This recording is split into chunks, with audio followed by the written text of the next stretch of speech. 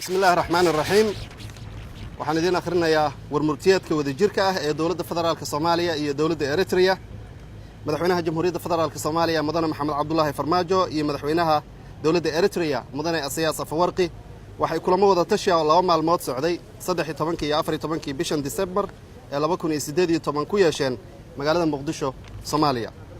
Labada madaxweyne waxay wada hadalladooda ku yeesheen Villa Soomaaliya waxayna ku heshiiyeen inay xoojiyaan xiriirka taariikhiga ah ee labada dal iyada oo si dhow la isaga kaashanaya dhammaan dhinacyada danta u ah labada dal sida ganacsiga, maalgashiga iyo xiriirka tooska ah ee labada shacab.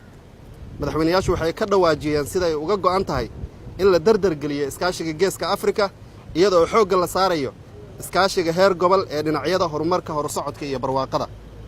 Madaxweyne Isayaas waxa uu bogaadinayaa soona dhaweynayaa dadaalada dawladda federaalka Soomaaliya ee lagu dhisayo laguna tayeynayo hay'ado amni oo Soomaalidu leedahay kuwaas oo awood u leh in ay damaanad qaadaan nabadda iyo amniga dadka Soomaaliyeed ay astaahilaan iyaga oo si buuxda u garowsan baahida loo qabo in la helo hanaan lagula tacaalo halista casriga ee argagixisada iyo saboolnimada.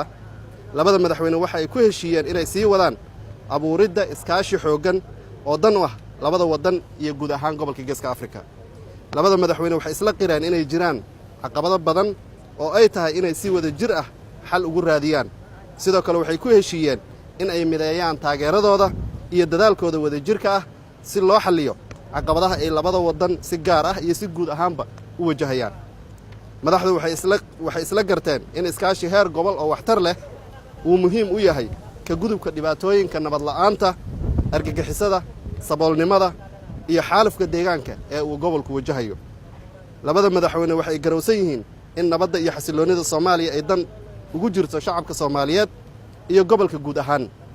Isku day kasta oo lagu carqaladeynayo dardarta ka socota gobolka waxay shakil aan curyaaminaysaa horumarka Soomaaliya ee ka sameynayso dhinacyada nabadda iyo dib u heshiisiinta.